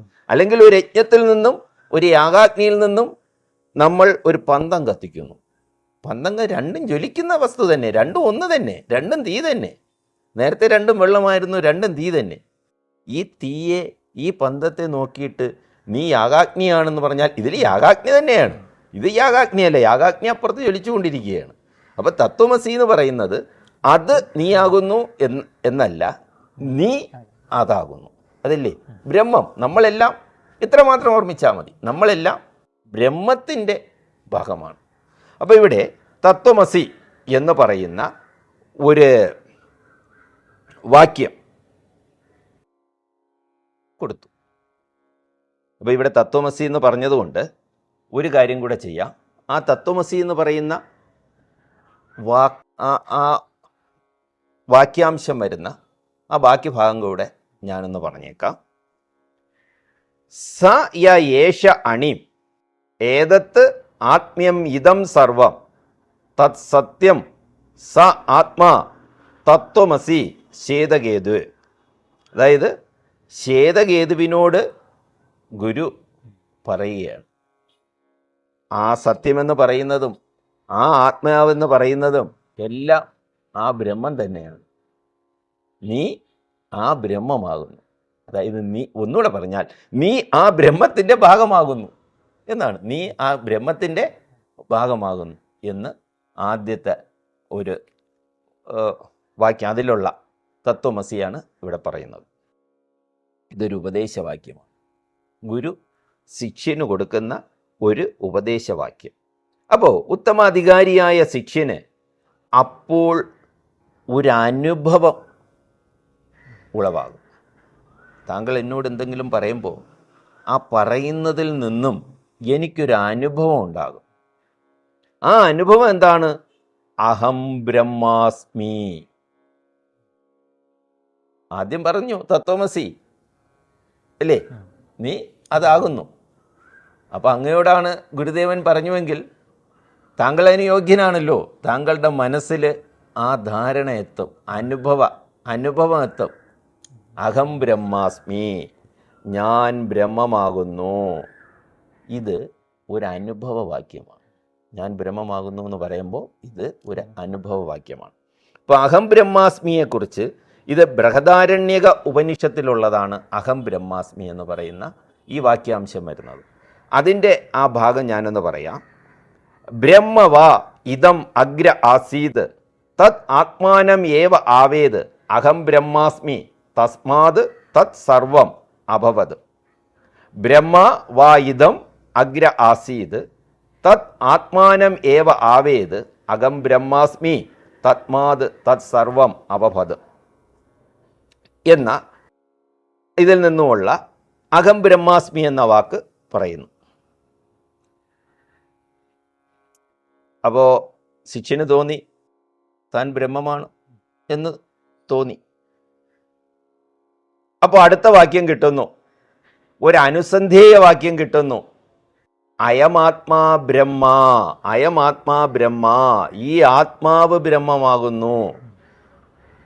ഞാൻ ബ്രഹ്മമാകുമ്പോൾ ഈ ആത്മാവ് എന്താണ്? ബ്രഹ്മമാകുന്നു. അയമാത്മാ ബ്രഹ്മ, ഈ ആത്മാവ് ബ്രഹ്മമാകുന്നു. ഈ ആത്മാവ് ബ്രഹ്മമാണെന്നറിഞ്ഞപ്പോൾ പ്രജ്ഞാനം ബ്രഹ്മ എന്ന അനുഭവം ഉണ്ടായി. പ്രജ്ഞാനം ബ്രഹ്മ എന്ന് പറഞ്ഞു കഴിഞ്ഞാൽ പ്രജ്ഞാനവും അറിവും ബ്രഹ്മമാണ്. ഇത്തരത്തിലുള്ള ഒരു സിദ്ധാന്ത വാക്യം കൊടുത്തു. ഇതോടെ അധ്യാത്മക സാധകർ പാരമാർത്ഥിക തലം പ്രാപിച്ച് പൂർണ്ണതയിലേക്ക് എത്തുന്നു. അതായത് സർവം കൽപ്പിതം ബ്രഹ്മ, സർവം കൽപ്പിതം ബ്രഹ്മ, സർവതും ബ്രഹ്മസത്യം മാത്രം. അപ്പോൾ ഈശ്വരനെ കാണാൻ ഇതിൽ പരം എന്താ വേണ്ടത്? എന്നാലും നമുക്ക് നോക്കാം, ഇനി ഈശ്വരനെ കാണിച്ചു കൊടുത്തോ എന്നുകൂടെ നമുക്കൊന്ന് നോക്കാം. ഇവിടെ നമ്മൾ ശ്രദ്ധിക്കേണ്ട ഒന്ന് രണ്ട് കാര്യം. ഉപദേശവാക്യമാണ് തത്വമസി, അനുഭവവാക്യമാണ് അഹം ബ്രഹ്മാസ്മി, അനുസന്ധേയ വാക്യമാണ് അയമാത്മാ ബ്രഹ്മ, സിദ്ധാന്തവാക്യമാണ് പ്രജ്ഞാനം ബ്രഹ്മ. ഇതോടെ പാരമാർത്ഥിക തലത്തിലേക്ക് എത്തിച്ചേർന്നു. സർവം കൽപ്പിതം ബ്രഹ്മ. ഈ സാഹചര്യത്തിൽ അവരവിടെ നിൽക്കുകയാണ്. ഇവിടെ ഉപദേശവാക്യം കൊണ്ടും അനുഭവവാക്യം കൊണ്ടും അനുസന്ധേയ വാക്യം കൊണ്ടും സിദ്ധാന്തവാക്യം കൊണ്ടും, ചുരുക്കി പറഞ്ഞാൽ മഹാവാക്യോപദേശത്താൽ തൻ്റെ ശിഷ്യനെ പ്രബോധിതനാക്കി. കാരുണ്യമൂർത്തിയായ ഗുരു സാമോദം ശിഷ്യനെ അനുഗ്രഹിച്ചു.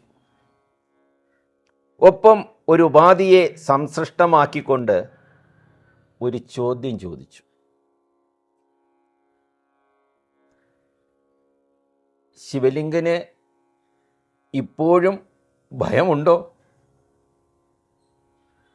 ശിഷ്യൻ മറുപടി പറഞ്ഞു, തൃപ്പാദങ്ങൾ കൂടെ ഉണ്ടെങ്കിൽ ഞാൻ എന്തിന് ഭയക്കണം? അങ്ങനെയോ? എങ്കിൽ നോക്കൂ. കാരുണ്യത്തോടെ ശിഷ്യനെ തോളത്തൊന്ന് തട്ടി ഒപ്പം തലോടിക്കൊണ്ട് അങ്ങോട്ട് നോക്കാൻ വേണ്ടി പറഞ്ഞു. ഇത് നോക്കിയപ്പോൾ എൻ്റെ മുന്നിൽ അറിയാമല്ലോ, പുറം ഇങ്ങനെ ആ നദി ഇങ്ങനെ ഒഴുകുകയാണ്. നദി പാറകളിൽ തട്ടി ഇങ്ങനെ ഒഴുകിക്കൊണ്ടിരിക്കുന്നു. ഈ കളകള ശബ്ദം, നദി ഒഴുകുന്ന കളകള ശബ്ദം, ചില പക്ഷികളുടെ ശബ്ദം, ഇത് പകൽ സമയമാണെന്നുകൂടെ ഓർക്കണം. വേറെ ഇതല്ലാതെ, പ്രകൃതിയുടെ ശബ്ദമല്ലാതെ അവിടെ മറ്റ് ശബ്ദങ്ങളൊന്നുമില്ല. രണ്ട് മനുഷ്യ ശബ്ദമുണ്ടെങ്കിൽ അത് ഗുരുവിൻ്റെയും ശിഷ്യൻ്റെയും മാത്രമാണ്. ആ നദിയുടെ മുകൾ ഭാഗത്ത് കുറച്ച് മത്സ്യങ്ങൾ ഇങ്ങനെ ഓടിക്കളിക്കുന്നുണ്ട്. അതായത് ഈ സാൻമാർഗിക ബോധമുള്ള മനുഷ്യരെവിടെ നിന്നാലും പ്രകൃതിയിലുള്ള മറ്റ് ജീവജാലങ്ങൾ കാണാൻ വേണ്ടി എത്തും. അങ്ങനെയാണ് ഈ ഒഴുക്ക് വെള്ളത്തിൽ പോലും മത്സ്യങ്ങൾ ഇവരെ കാണാൻ വേണ്ടി എത്തിയത്. ഈ രീതിയിലുള്ള സംഭവങ്ങളും മറ്റു വൻവൃക്ഷങ്ങളും അതിൻ്റെ അപ്പുറത്തുള്ള കാടുകളും എല്ലാം കണ്ടുകൊണ്ട് നിൽക്കുകയാണ്. ഇപ്പം സ്വാഭാവികമായിട്ടും ശിവലിംഗ സ്വാമികൾ മനസ്സിൽ ഇത് കാണാനായിരിക്കും പറഞ്ഞത് എന്ന് മനസ്സിൽ വിചാരിച്ചതേ ഉള്ളൂ. അതാ ആ വെള്ളത്തിൽ നിന്നും അസാധാരണ വലിപ്പത്തിലുള്ള ഒരു പുലി. ആ പുലി മാത്രമല്ല, അതിനോടൊപ്പം 2 കുട്ടികളും. ഇത് മൂന്നും കൂടെ ഇദ്ദേഹത്തെ തന്നെ നോക്കുകയാണ്. നമ്മുടെ ശിവലിംഗദാസ സ്വാമികളെ തന്നെ നോക്കുകയാണ്. അതിൻ്റെ കണ്ണുകളിൽ നിന്നും തീ പാറുകയാണ്. 6 കണ്ണുകളിൽ നിന്നും തീ പാറുന്നു. കുട്ടികളുടെ കണ്ണിൽ നിന്ന് പോലും വരുന്നത് തീ പാറുകയാണ്. അവയുടെ ശരീരത്തിൽ നിന്നും വെള്ളം ഇറ്റിറ്റ് വീഴുന്നു. ഇത് ജലനിരപ്പിൻ്റെ മുകളിലാണ് ഇങ്ങനെ നടന്നു കടന്ന് വരുന്നത്. അതുകൂടെ മനസ്സിലാക്കണം. നദി ഇങ്ങനെ ഒഴുകുകയാണ്. ആ ഒഴുക്കിന് കുറുകെ ഇങ്ങനെ ജലത്തിൻ്റെ ഉപരിതലത്തിലൂടെ ഇങ്ങനെ നടന്നു കടന്നു വരുന്നു. ശരീരത്തിൽ നിന്നും ജലം ഇറ്റിറ്റ് വീഴുന്നു. കണ്ടപ്പോൾ തന്നെ അദ്ദേഹത്തിന് പേടിയായി. തൊട്ടടുത്ത് നോക്കി, അദ്ദേഹം ഇല്ല. അദ്ദേഹം ഉണ്ടെങ്കിൽ ഭയം എന്നാണല്ലോ പറഞ്ഞത്, ഭയം ഇല്ലെന്നാണല്ലോ പറഞ്ഞത്. അദ്ദേഹവുമില്ല. അറിയാതെ വിളിച്ചു പോയി, ഗുരുദേവാ. തൃപ്പാദങ്ങൾ എവിടെ? അറിയാതെ വിളിച്ചു പോയി. ആ വിളി വന്നതും ഇത് മൂന്നും അപ്രത്യക്ഷമാകും. മാത്രമല്ല 1000 കോടി സൂര്യപ്രഭ ആ പുലി നിന്ന സ്ഥലത്ത് മാത്രം, അങ്ങോട്ടോ ഇങ്ങോട്ടോ ഇല്ല. 1000 കോടി സൂര്യൻ ഒരുമിച്ച് ഉദിച്ചു കഴിഞ്ഞാൽ ആ ദിവ്യപ്രകാശം എത്രയുണ്ടോ ആ ഭാഗം അത്രയും ഇങ്ങനെ നിൽക്കുകയാണ്. എന്താണ് അവിടെ നടക്കുന്നതെന്ന് കാണാൻ കഴിയുന്നില്ല. അതിന് നടുവിലായിട്ട് ശിവസ്വരൂപനായി സാക്ഷാൽ ഗുരുദേവൻ നിൽക്കുന്നു. ഗുരുദേവൻ ശിവൻ്റെ രൂപത്തിലാണ് അവിടെ നിൽക്കുന്നത്. അപ്പോൾ ഇവിടെ നമ്മൾ ഒരു കാര്യം എപ്പോഴും ഓർമ്മിക്കേണ്ടതുണ്ട്. ഈ പ്രഭ, ആ പ്രഭയിൽ നമുക്കാണെങ്കിൽ കണ്ണ് കാണാൻ പറ്റില്ല. നമ്മൾ കണ്ണ് ഇറുകെ അടച്ച് കളയും അല്ലേ? ഈ ലൈറ്റിനൊക്കെ കുറച്ചുകൂടെ കിടക്കുക നമ്മൾ കണ്ണ് ഇറുകെ അടയ്ക്കും. ഇവിടെ ഇദ്ദേഹം ഒരിക്കലും കണ്ണടച്ചില്ല എന്നാണ്. അതാണ് ഞാൻ നേരത്തെ പറഞ്ഞ ഈ വാക്യങ്ങളിലൂടെ ഇദ്ദേഹത്തിനെ പ്രബോധനാക്കി കഴിഞ്ഞു. ഇനി അദ്ദേഹം ഇപ്പോൾ അങ്ങ് മുകളിൽ എത്തിക്കഴിഞ്ഞു. ആ ഒരു, അതായത് ഈ യോഗാനുഭൂതിയുടെ ഏത് തലത്തിലാണോ എത്തേണ്ടത് ആ തലത്തിൽ ഇദ്ദേഹം എത്തിക്കഴിഞ്ഞു. അതുകൊണ്ട് ഇദ്ദേഹത്തിന് കണ്ണടക്കേണ്ടതായിട്ട് വന്നില്ല. ഇദ്ദേഹം അങ്ങനെ നോക്കുമ്പോൾ ശിവഭാവത്തിൽ ഗുരുസ്വരൂപം അങ്ങനെ നിൽക്കുകയാണ്. ഇതെല്ലാം ഒരു നിമിഷം കൊണ്ടാണ് സംഭവിക്കുന്നത്. അതായത് ശിവലിംഗന് ഭയമുണ്ടോ? ഇല്ല. അങ്ങ് തൃപ്പാദങ്ങൾ കൂടെ ഉണ്ടെങ്കിൽ ഇല്ല എന്നെല്ലാം പറഞ്ഞു. ഇതെല്ലാം അങ്ങോട്ട് പറഞ്ഞു. അദ്ദേഹത്തെ കാണുന്നില്ല. എല്ലാം ഒരു നിമിഷം കൊണ്ട് എല്ലാം സംഭവിച്ചു. ഇപ്പോൾ അദ്ദേഹം ധ്യാന മഗ്നനായിട്ട് അവിടെ നിൽക്കുകയാണ്. ഇപ്പം നമുക്ക് ഒരു കാര്യം കൂടെ ഒന്ന് പരിശോധിക്കണം. ആഗമം എന്ന വാക്കിനെക്കുറിച്ച് ഒരു ചെറിയ രീതിയിൽ നമുക്കൊന്ന് പറഞ്ഞു പോകണം. ആഗമം എന്ന വാക്ക് വരവ്, ഉത്ഭവം, പരമ്പരാഗതമായി കൈമാറി വരുന്ന ജ്ഞാനം, അതായത് വേദ ജ്ഞാനത്തെയാണ് പരമ്പരാഗതമായി കൈമാറി വരുന്ന ജ്ഞാനമെന്ന് പറയുന്നത്. തന്ത്രഗ്രന്ഥങ്ങൾ, സന്ധി, രസീത് എന്നിങ്ങനെ കുറേ അർത്ഥങ്ങളുണ്ട്. ഈ ഓരോ വാക്കുകളിലൂടെ നമുക്ക് പോകാം. തന്ത്രഗ്രന്ഥങ്ങൾ എന്ന് പറയുമ്പോൾ ശൈവാഗമം, വൈഷ്ണവാഗമം, ശാക്തേയ ആഗമം എന്നിങ്ങനെ 3ആയി തിരിച്ചിരിക്കുന്നു ഈ തന്ത്രഗ്രന്ഥങ്ങളെ. ഇവ ആരാധനാക്രമത്തെയും അതിലെ തത്വങ്ങളെയും കുറിച്ച് പ്രതിപാദിക്കുന്നു. അപ്പോൾ ആഗമത്തിന് തന്ത്രഗ്രന്ഥങ്ങൾ എന്ന അർത്ഥമുണ്ട്. ശൈവ, വൈഷ്ണവ, ശാക്തേയ ആരാധനാക്രമങ്ങളെക്കുറിച്ച് പറയുന്നതാണ്. പിന്നെ ഇതിന് സന്ധി എന്നൊരർത്ഥം കൂടെയുണ്ട്. അത് വ്യാകരണത്തിൽ വരുന്നതാണ്. 2 വാക്കുകൾ ചേരുമ്പോൾ വരുന്ന ആ സന്ധി. ഇനി സാധാരണ അർത്ഥമാണ് ഉദ്ഭവം, വരവ്, രസീത്, വന്നുചേരൽ. ഇതൊക്കെ സാധാരണ അർത്ഥമാണ്. ജ്യോതിഷത്തിൽ ഇതിന് ധനലാഭം എന്നൊരർത്ഥമുണ്ട്. പിന്നെ 11ാം ഭാവം, അതായത് ലാഭസ്ഥാനം. അത് അപ്പോൾ ജ്യോതിഷത്തിലാണ് ഈ അർത്ഥം, ലാഭം എന്നുള്ള അർത്ഥം വരുന്നത്. ഇനി ഇതിന് ജ്ഞാനം എന്നൊരർത്ഥം കൂടെയുണ്ട്. ജ്ഞാനം. അപ്പം ജ്ഞാനം എന്ന അർത്ഥം എന്ന് പറഞ്ഞാൽ ഗുരുവിലൂടെ ശിഷ്യനിലേക്ക് പകർന്നു നൽകുന്ന ദൈവപ്രചോദിതമെന്ന് കരുതപ്പെടുന്ന ജ്ഞാനം. അതാണ് ജ്ഞാനം. ഗുരുവിലൂടെ ശിഷ്യനിലേക്ക് പകർന്നു നൽകുന്ന ദൈവപ്രചോദിതമെന്ന് കരുതപ്പെടുന്ന, ഞാൻ നേരത്തെ പറഞ്ഞതുപോലെ വേദത്തിലും വേദാന്തങ്ങളിലുമുള്ള ആ ജ്ഞാനം. ചുരുക്കി പറഞ്ഞാൽ ആഗമം എന്നതുകൊണ്ട് ഉദ്ദേശിക്കുന്നത് ഉദ്ഭവത്തെയും പാരമ്പര്യത്തെയും ജ്ഞാനത്തെയും നിയമത്തെയും സൂചിപ്പിക്കുന്ന വിശാലമായ ഒരു പദമാണ് ആഗമം. അപ്പം നമുക്കിവിടെ ആഗമം എന്ന് പറയാനുള്ള കാര്യം ജ്ഞാനം എന്ന വാക്കിനെ എടുക്കാൻ വേണ്ടിയാണ് ഞാൻ ഈ ആഗമത്തെക്കുറിച്ച് ഇവിടെ സൂചിപ്പിച്ചത്. ശൈവാഗമങ്ങളിൽ സിദ്ധാന്ത സമ്പ്രദായത്തിൽ ശക്തി നിപാതം എന്നൊരു യോഗമാർഗമുണ്ട്. ഇപ്പോൾ നേരത്തെ ആഗമങ്ങൾ, അതിനാണ് ആഗമം ഇവിടെ പറഞ്ഞത്.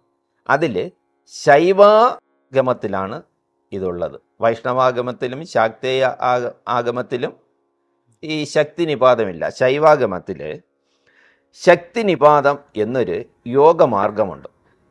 ആ യോഗമാർഗം കൊണ്ട് ഉദ്ദേശിക്കുന്നത് ശിഷ്യരിലേക്ക്, ഗുരു ശിഷ്യരിലേക്ക് ആധ്യാത്മിക ശക്തിയെ നിപതിക്കുന്നു, നൽകുന്നു. ആധ്യാത്മിക ശക്തി അങ്ങോട്ട് നൽകുന്ന ഒരു രീതിയാണ് ഇത്. ഒരു യൗകികമായ ഒരു യൗകിക മാർഗമാണ്. ഈ സമ്പ്രദായത്തെ ദീക്ഷയെന്നും പറയും. ഈ സമ്പ്രദായത്തെ ദീക്ഷ എന്നും പറയാറുണ്ട്. ഈ ദീക്ഷ ത്രിവിധാനമാണ്. 3 തരത്തിലാണ് ഈ ദീക്ഷയുള്ളത്. ദൃഷ്ടിദീക്ഷ, സ്പർശദീക്ഷ, സങ്കല്പദീക്ഷ. 3 ദീക്ഷകളാണ് ഉള്ളത്. അതിൽ നമുക്ക് ദൃഷ്ടിദീക്ഷ എന്താണെന്ന് നോക്കാം.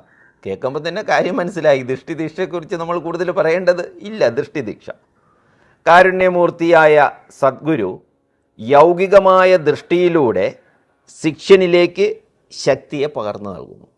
ഇത്രയേ ഉള്ളൂ. നോട്ടത്തിലൂടെ ഒന്ന് നോക്കിയാൽ മതി. ആ ശക്തി ഗുരുവിൽ നിന്നും ശിഷ്യനിലേക്ക് കിട്ടുന്നു. ഇതിനെ ദൃഷ്ടിദീക്ഷ എന്ന് പറയും. സ്പർശദീക്ഷ വ്യക്തമാണ്. നമ്മളെ കാരുണ്യവാനായ ഗുരു സ്പർശം കൊണ്ട് പ്രാണപ്രസരണം ഉളവാക്കി നൽകുന്ന, കരസ്പർശം കൊണ്ട് പ്രാണപ്രസരണം ഉളവാക്കി നൽകുന്ന ദീക്ഷയാണ് സ്പർശ ദീക്ഷ എന്ന് പറയുന്നത്. അവിടെ കരം കൊണ്ട് സ്പർശിക്കും. ഇനി സങ്കല്പദീക്ഷയുണ്ട്. സങ്കല്പദീക്ഷ എന്ന് പറയുമ്പോൾ കാരുണ്യവാനായ സദ്ഗുരു സങ്കല്പം കൊണ്ട് ശിഷ്യൻ്റെ വാസനാഗ്രന്ഥികളെ അറുത്ത് അലൗകിക അനുഭൂതിയിലേക്ക് ആമഗ്നനാക്കി ദീക്ഷ നൽകുന്നു.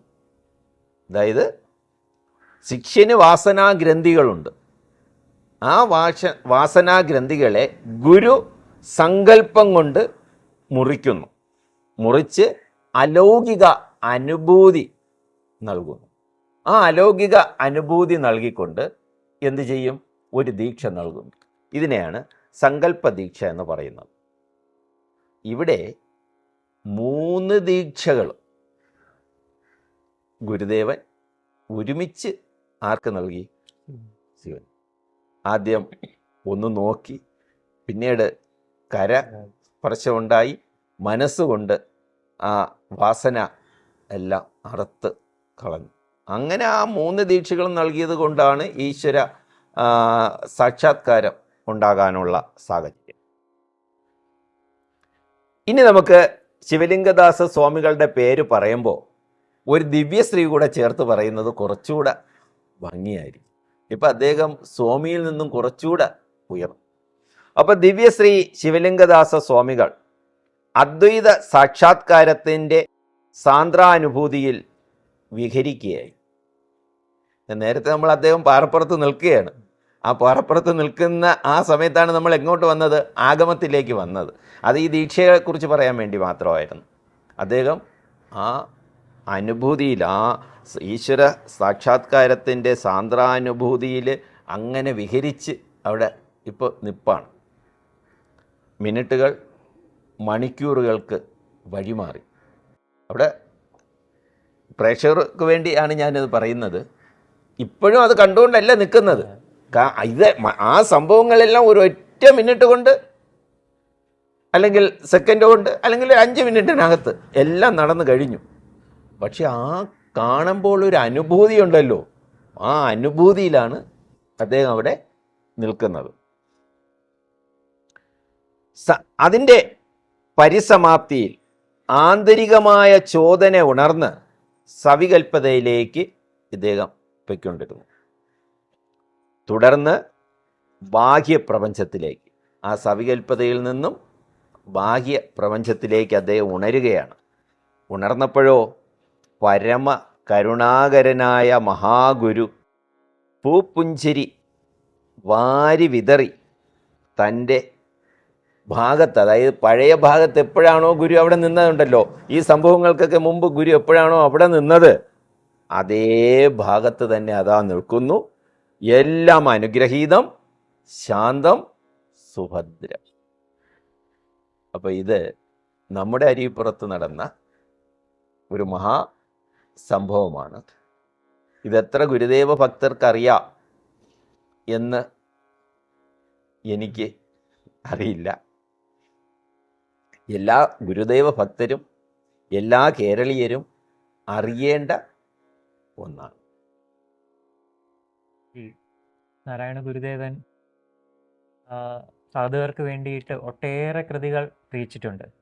അതെല്ലാം ആഴമേറിയ അർത്ഥങ്ങളുള്ള കൃതികളാണ്. നമ്മളത് സൂക്ഷ്മമായിട്ട് അതിൻ്റെ ഉള്ളിലേക്ക് ഇറങ്ങി, വാക്കുകൾക്കിടയിലൂടെ ഉള്ളിലേക്ക് ഇറങ്ങി നോക്കിയാൽ മാത്രമേ അതിൻ്റെ ആഴത്തിലുള്ള അർത്ഥം പോലും നമുക്ക് മനസ്സിലാക്കാൻ സാധിക്കുകയുള്ളൂ. അപ്പം ഗുരുദേവൻ ഒട്ടേറെ കൃതികൾ രചിച്ചിട്ടുണ്ട്.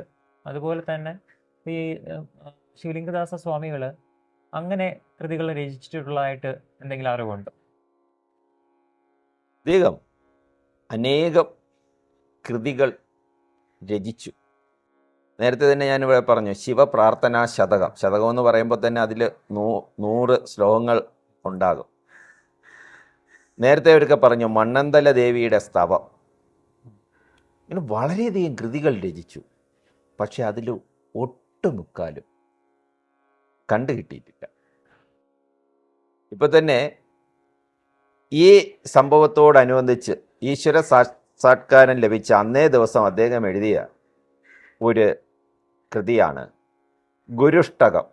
ഗുരു അഷ്ടകം. അഷ്ടകം എന്ന് പറയുമ്പോൾ 8. പക്ഷേ ഗുരു അഷ്ടകത്തിൽ ഷഡ്പദങ്ങളേ ഉള്ളൂ, അതായത് 6 ശ്ലോകങ്ങളേ ഉള്ളൂ. അപ്പോൾ ഗുരു അഷ്ടകത്തിലെ 8-ൽ 2 എവിടെ പോയി? പലതും ഇന്ന് ലഭ്യമല്ല. അതിന് കാരണമുണ്ട്. അത് മുന്നോട്ട് പോകുമ്പോൾ നമുക്ക് മനസ്സിലാകും. ഇദ്ദേഹം ഗുരുദേവന്റെ ശിഷ്യനാണല്ലോ. ഇദ്ദേഹത്തിന് ഏറ്റവും വലുത് ആരാ? ഗുരു. അപ്പോൾ താൻ അവിടെ ഒന്നുമല്ല. ഇദ്ദേഹം ഇത്തിരി രോഗങ്ങൾ മാറ്റിക്കൊടുത്തിട്ടുണ്ട്. പക്ഷേ ആ കാര്യത്തിൽ ഇദ്ദേഹത്തെ ആൾക്കാർ സ്തുതിക്കുമ്പോൾ ഇദ്ദേഹം പറയണത് ഞാനല്ലല്ലോ മാറ്റിയത്, എൻ്റെ ഗുരുവല്ലേ. അങ്ങനെ വന്നപ്പോൾ ഇദ്ദേഹം വേറൊരു കാര്യം ചെയ്തു. ഇദ്ദേഹം താൽക്കാലികം മാറ്റിയിട്ട് എൻ്റെ ഗുരുവിനെ പോയി കാണാൻ പറയും. ആദ്യം 1-2 രോഗങ്ങളൊക്കെ മാറ്റിക്കൊടുത്തു. അപ്പോൾ ഇദ്ദേഹത്തിന് പ്രശസ്തി കിട്ടാൻ തുടങ്ങി. അപ്പോൾ ഇദ്ദേഹം പറയും, ഇന്ന രോഗമാണല്ലേ, എൻ്റെ ഗുരുവിൻ്റെ അടുത്ത് എത്തുന്നത് വരെ ഒന്നും ഉണ്ടാവില്ല, എൻ്റെ ഗുരുവിനെ പോയി കാണും. അദ്ദേഹത്തെ അപ്പോൾ ഗുരുദേവൻ്റെ കൃതിക്ക് മുന്നിൽ ഇദ്ദേഹത്തിൻ്റെ കൃതി പ്രശസ്തമാകാൻ ഇദ്ദേഹം ആഗ്രഹിച്ചിരുന്നില്ല. അത് തന്നെയാണ് ഇതിൻ്റെ പ്രധാന കാര്യം. ഇദ്ദേഹം ആത്മാവിൻ്റെ അനുഭൂതിക്ക് വേണ്ടി ഓരോന്നെഴുതി. അത് അദ്ദേഹം എഴുതിയിട്ട് അതങ്ങ് തള്ളിക്കളയുകയും ചെയ്തിരിക്കണം. അതുകൊണ്ടാണ് ഇദ്ദേഹത്തിൻ്റെ അനേകം കൃതികൾ നമുക്ക് ലഭ്യമല്ലാതെ പോയത്. അപ്പോൾ ഈ ഈശ്വര സാക്ഷാത്കാരം ഉണ്ടായ ദിവസം, അന്നേ ദിവസം തന്നെ ഒരു ഗുരു പൂജ നടത്തി തൻ്റെ ഗുരുവിന്. ആ പൂജ നടത്തിയത് അക്ഷരങ്ങളിലൂടെയാണ്. അക്ഷരങ്ങളിലൂടെ ഒരു ഗുരുപൂജ അത് എഴുതി ഗുരുദേവൻ്റെ കയ്യിൽ കൊണ്ടു കൊടുത്തു. അത് ഇന്ന് ഗുരു അഷ്ടകം എന്ന പേരിൽ വളരെ പ്രസിദ്ധമാണ്. ഈ ഗുരു അഷ്ടകം കുമാരനാശാൻ പലർക്കും എഴുതി കൊടുത്തിട്ടുണ്ട്. അതുകൊണ്ട് കുറച്ച് ആൾക്കാർ വിശ്വസിക്കുകയാണ് ഇത് കുമാരനാശാൻ എഴുതിയതാണ്.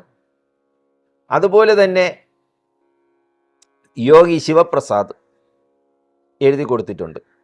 ആ കാലത്ത് വളരെ പ്രശസ്തമായിരുന്നു. ആ കാലത്തല്ല, അത് വായിച്ചു കഴിഞ്ഞാൽ നമ്മളും ഇന്നും അതേ പാടൂ. അങ്ങനെ ഒരു രീതിയാണ്. അപ്പോൾ അവിടെ എനിക്ക് ഒരു കാര്യം പറയാനുണ്ട്. ശ്രീനാരായണ ഗുരുദേവൻ്റെ യോഗങ്ങളിലോ അതുമായി സംബന്ധിച്ചുള്ള കാര്യങ്ങളോ നടക്കുമ്പോൾ എല്ലായിടത്തും പാരായണം ചെയ്യുന്നത് ദൈവദശകമാണ്. പക്ഷെ എൻ്റെ വ്യക്തിപരമായ അഭിപ്രായത്തിൽ അവിടെ പാരായണം ചെയ്യേണ്ടത് ദൈവദശകമല്ല, ഗുരു അഷ്ടകമാണ്. എന്ന് വെച്ചാൽ ദൈവദശകം കുറവെന്നല്ല ഞാൻ പറഞ്ഞു വരുന്നത്. ദൈവദശകം മറ്റൊരു തലത്തിൽ നിൽക്കുന്നതാണ്.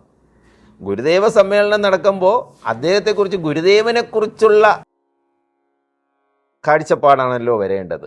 അല്ല ഗുരുദേവൻ എഴുതിയ ഈശ്വരീയ സങ്കല്പത്തിലേക്കല്ലല്ലോ നമ്മൾ പോവേണ്ടത്. ഗുരുദേവൻ്റെ കാഴ്ചപ്പാടല്ലേ അവിടെ പ്രകടിപ്പിക്കേണ്ടത്. അപ്പോൾ ഇപ്പോഴും ശിവഗിരി മുതലായ ഗുരുദേവ സമ്മേളനങ്ങൾ നടത്തുമ്പോൾ, ശിവഗിരി തീർത്ഥാടനം നടത്തുമ്പോൾ ഈ ഗുരു അഷ്ടകം പ്രാധാന്യത്തോടെ പാടുന്നതായിട്ട് കാണുന്നില്ല. ദൈവദശകം പാടുന്നതായിട്ടാണ് കാണുന്നത്.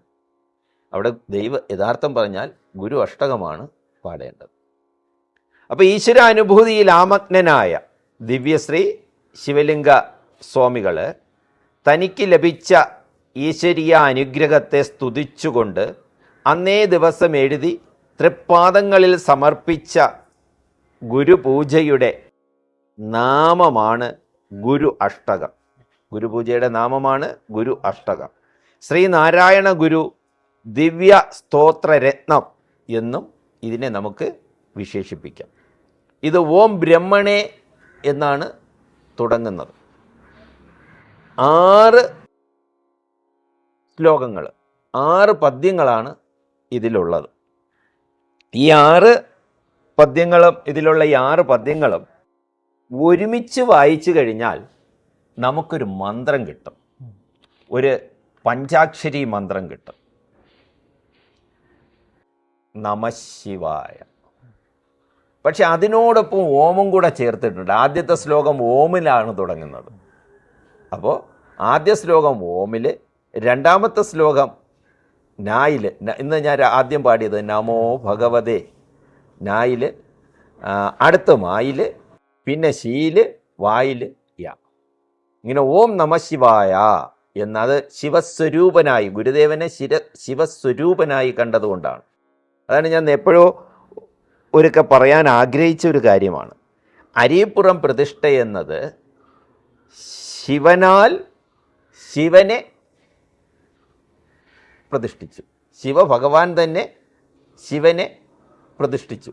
അതുകൊണ്ടാണല്ലോ ആ കാലത്തൊരു പ്രതിഷ്ഠ നടത്തിയിട്ടും വലിയ കോളിളക്കമൊന്നും ഇല്ലാതെ പോയത്. പ്രതിഷ്ഠയുടെ കോളിളക്കം ഉണ്ടായി, മറ്റ് സാമുദായികമായി അവിടെ ഒന്നും സംഭവിച്ചില്ല. അന്ന് വേറെ എവിടെയെങ്കിലും ആയിരുന്നുവെങ്കിൽ രക്തദൂഷിത ലഹളം നടക്കേണ്ട സാഹചര്യമാണ് അല്ലേ? അവിടെ രക്തരഹിത വിപ്ലവമാണ് നടന്നത്. അത് ഭഗവാൻ ശിവൻ ആയതുകൊണ്ട് തന്നെയാണ്. ഇതിൽ ഈ ഷഡ് ശ്ലോകങ്ങളിൽ, 6 ശ്ലോകങ്ങളിൽ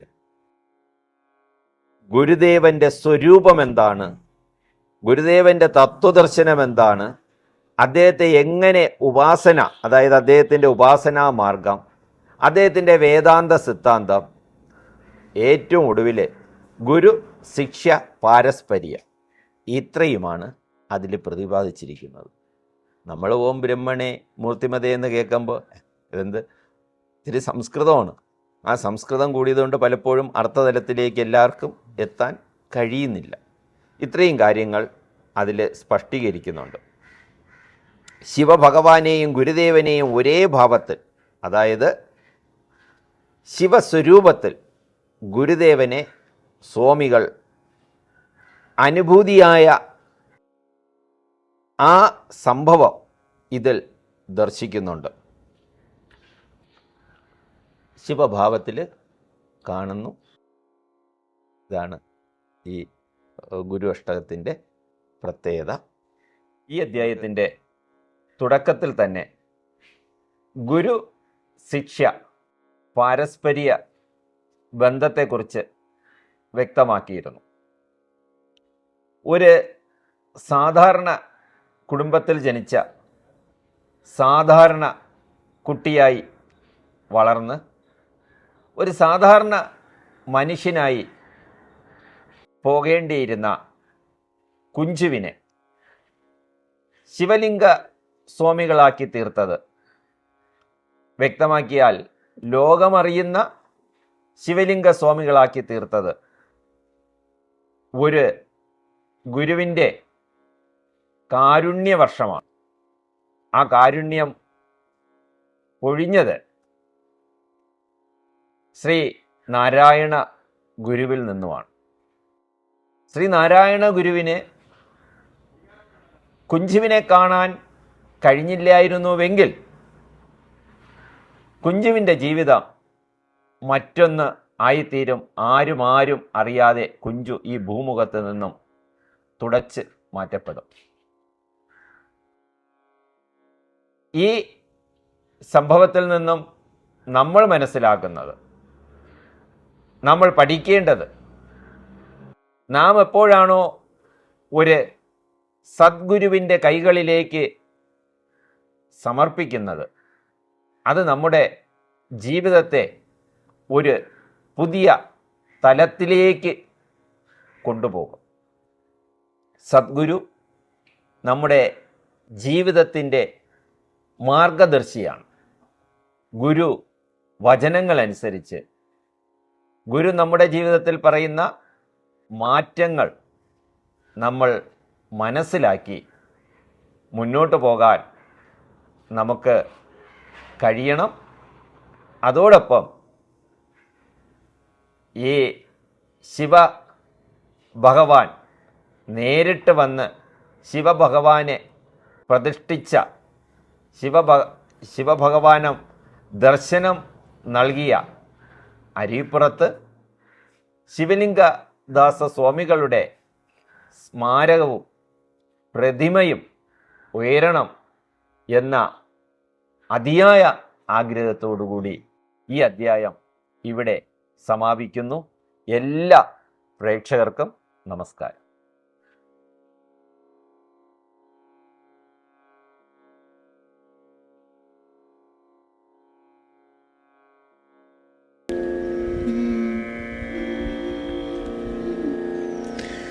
ॐ ब्रह्मणे मूर्तिमते श्रुतानां शुद्धिहेतवे नारायण यतीन्द्राय तस्मै श्रीगुरवे नमः। नमो भगवते नित्यशुद्ध मुक्तमहात्मने नारायण यतीन्द्राय तस्मै श्रीगुरवे नमः।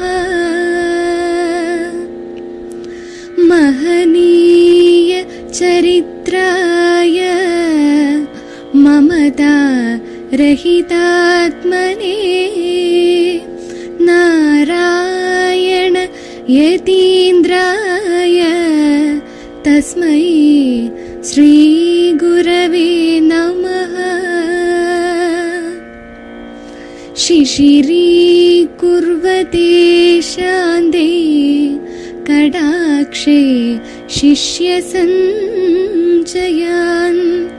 ब्रह्मविद्या कोविदाय तस्मै श्रीगुरवे नमः। वादिनां वादिने वाचं यमानां मौनभाजिने सर्वलोकानुरूपाय तस्मै श्रीगुरवे नमः। यस्य नः कल्पते सिद्धे पादाम्बुज रजोलवः नारायण यतीन्द्राय तस्मै श्री